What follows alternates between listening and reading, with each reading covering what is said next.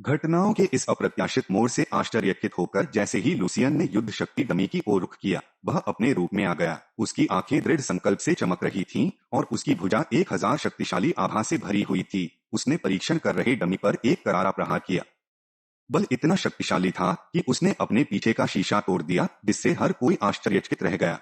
Lucien की युद्ध शक्ति 15,709 थी, जो कि हल्क के बाइसेप्स और आयरन मैन के लेजर बीम के संयुक्त होने के समान थी। लूसियन मार्शल युद्ध की कला में इतना लीन था कि उसे यह भी ध्यान नहीं आया कि कार्यकर्ता उत्साह से कांप रहे था, क्योंकि उसने घोषणा की थी कि लूसियन ने मार्शल आर्टिस्ट मूल्यांकन के स्तर 1 को पास कर लिया है। कार्यकर्ता इतना भ्रमित था कि उसे यह भी नहीं पता था कि अंतिम मूल्यांकन क्या था, लेकिन उसने अपने वरिष्ठों को अच्छी खबर बताने और इस पर अपना करियर दांव पर लगाने का वादा किया था। इससे पहले कि लूसियन कुछ प्रतिक्रिया दे पाता, कार्यकर्ता उसे वहीं खड़ा छोड़कर तेजी से भाग गया और उसके चेहरे पर मुस्कुराहट थी। जैसे ही कार्यकर्ता दूर चला गया, लूसियन ने उसके पीछे खड़ी विशाल आकृति का सामना किया। वातावरण विद्युतमय हो गया, क्योंकि उन्होंने अचानक विशाल व्यक्ति ने अपना हाथ बढ़ाया और खुद को लूसियन के रूप में पेश किया। उसने करीब से देखा और महसूस किया कि यह आदमी बहुत बड़ा था, जो कम से कम 7 फीट लंबा लग रहा होगा और उसके बाइसेप्स पेड़ के तने के आकार के थे।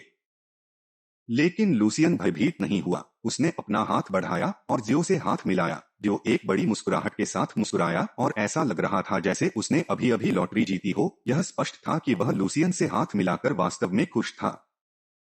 वहां मौजूद बाकी लोगों ने देखा, लूसियन उस समय के मार्शल आर्ट प्रतिभावान व्यक्ति थे, जिससे हर कोई लूसियन से मिलना चाहता था।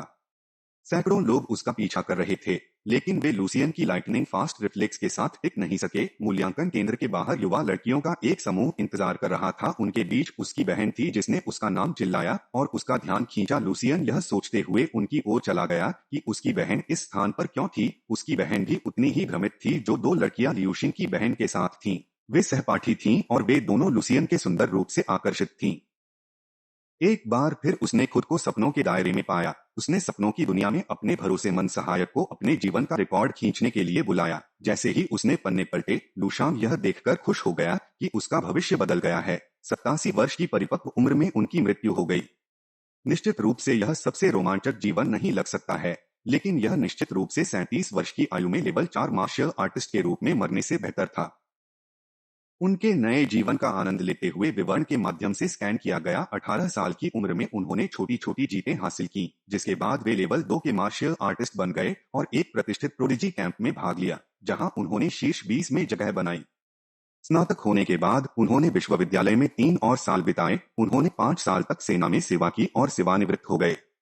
एक लेफ्टिनेंट अधिकारी के रूप में उन्होंने अपना खुद का मार्शल आर्ट स्कूल शुरू किया और 45 साल की उम्र में लेवल 6 तक पहुंचने तक अपने कौशल को निखारना जारी रखा। हालांकि वह 55 साल की उम्र में लेवल 7 हासिल करने में असफल रहे। उन्हें पता था कि वह इसके करीब आ गए थे, लेकिन बाद में उनकी मृत्यु हो गई। अपने कंधों पर वह जानता था कि उसे खुद को सीमा स्तर 7, 8 और 9 तक धकेलने की जरूरत है। मार्शल कलाकार उन चुनौतियों का मुकाबला नहीं कर सकते थे जो भविष्य में उसका इंतजार कर रहे थे। उसे जो संभव माना जाता था उससे आगे जाने और स्तर 10 और यहाँ तक कि 11 बनने की जरूरत थी।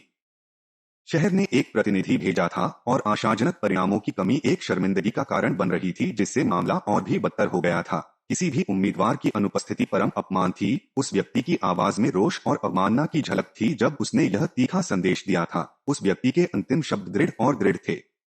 इस बार चाहे कुछ भी हो, व्हाइट लेक सिटी का चेहरा बचाना ही होगा।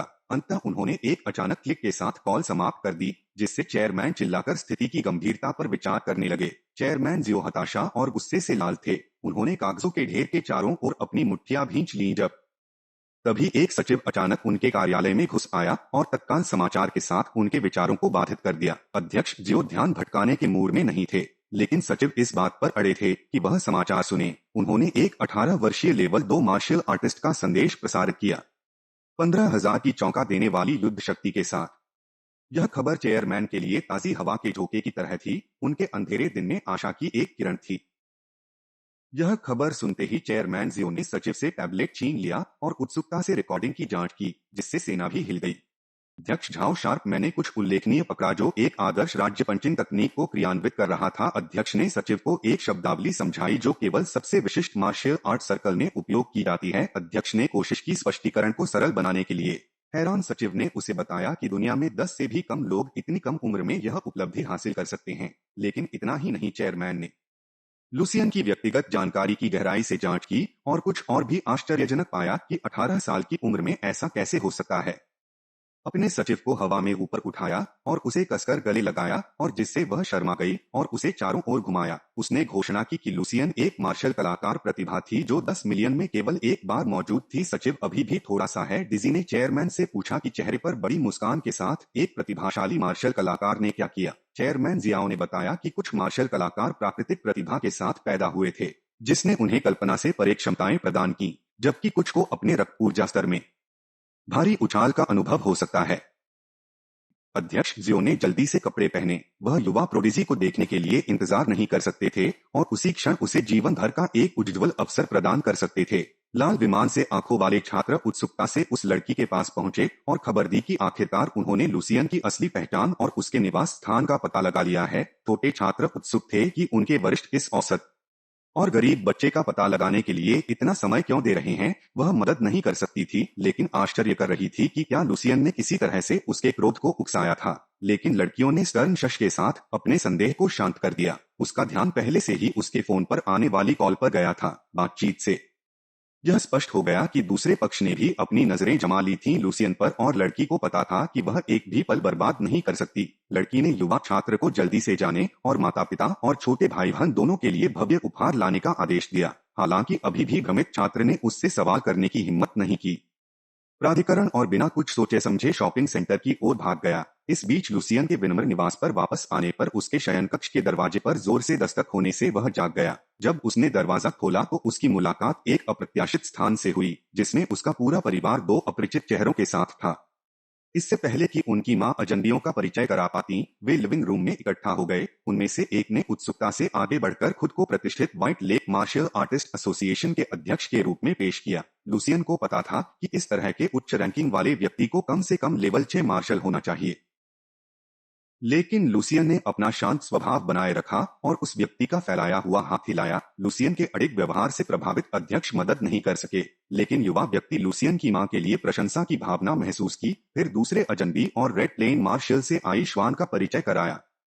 कला विद्यालय की लड़की ने लुसियन को बधाई दी और उन्हें याद दिलाया कि वे एक बार रेड प्लेन्स स्कूल के दौरान मिले थे। जैसे ही लुसियन ने अपनी सीट ली, चेयरमैन ने अपना भाषण शुरू किया। वह लुसियन को लेवल 2 मार्शल आर्टिस्ट का प्रतिष्ठित बैच प्रदान करने आए थे, लेकिन उनके असाधारण प्रदर्शन के कारण एसोसिएशन ने उन्हें लेवल 3 मार्शल आर्टिस्ट के बराबर पेंशन देने का फैसला किया था। जैसे कि यह पर्याप्त नहीं था, एसोसिएशन लुसियन को प्रोत्साहित करने के लिए 1 मिलियन युआ की भारी पेशकश भी कर रहा था। इस खबर से लुसियन के परिवार पर बहुत असर पड़ा, लेकिन लुसियन ने खुद पर संयम नहीं खोया। हालांकि उन्होंने समर्थन और प्रोत्साहन के लिए आभार व्यक्त किया। उन्होंने कोई समय बर्बाद नहीं किया। वह जानते थे कि इस प्रकार के पुरस्कार कभी भी बिना किसी मकसद के नहीं दिए जाते। इसलिए उन्होंने चेयरमैन से सीधे पूछा कि क्या मुझे कुछ करने की जरूरत है। चेयरमैन लू शेन के बिना किसी बकवास के दृष्टिकोण से आश्चर्यचकित रह गए। उन्होंने अपने सूट की जेब में एक लिफाफा निकाला और प्रांत में प्रोडिजी शिविर में भाग लेने का निमंत्रण दिया। लेकिन इससे पहले कि वह ऐसा कर पाते, उसका वाक्य समाप्त करते ही कमरे में मौजूद लड़की उछल पड़ी और जोर जोर से अपना सिर हिलाने लगी। उसने कहा कि प्रोडिजी कैंप में कुछ सबसे प्रतिभाशाली मार्शल कलाकार हो सकते हैं, लेकिन यह एक ऐसी जगह भी है जो प्रतिभा को नष्ट कर देती है। और उसने अपने वरिष्ठ भाई की कहानी सुनानी शुरू कर दी, जो उसी स्कूल में एक सीनियर था, जो कभी अपनी उल्लेखनीय प्रतिभा के कारण विलक्षण प्रतिभा का धनी था। उसे आगे बढ़ने की बहुत उम्मीदें थीं, लेकिन जब वह वापस लौटा तो वह पागल हो गया था। युवा लड़की ने लुसियन से आग्रह किया कि वह वही जोखिम न उठाए, लेकिन अध्यक्ष ने यह दावा करते हुए हस्तक्षेप किया कि लुसियन अलग था। उसने युवक में कुछ ऐसा देखा जो उसके वरिष्ठ भाई में क्षमता का अभाव था, जिसे वह जानता था कि वह ले सकता है। बहुत उत्साहित होकर चेयरमैन ने लियूशिंग को एक लिफाफा दिया और घोषणा की कि वह जो भी निर्णय लेंगे उसका सम्मान करेंगे। हवा में तनाव स्पष्ट था क्योंकि लुसियन के होंठ एक धूर्त मुस्कान में मुड़े हुए थे। उन्होंने लिफाफा स्वीकार कर लिया और चेयरमैन की राय से सहमत हुए, यह महसूस करते हुए कि वह चुनौती के लिए तैयार हैं। चेयरमैन ने राहत की सांस ली। ऐसा लगा मानो उनके दिल से एक पत्थर उठ गया हो। उन्होंने परिवार को यह वादा करते हुए विदाई दी कि वह कुछ दिनों के बाद लुसियन को लेने आएंगे।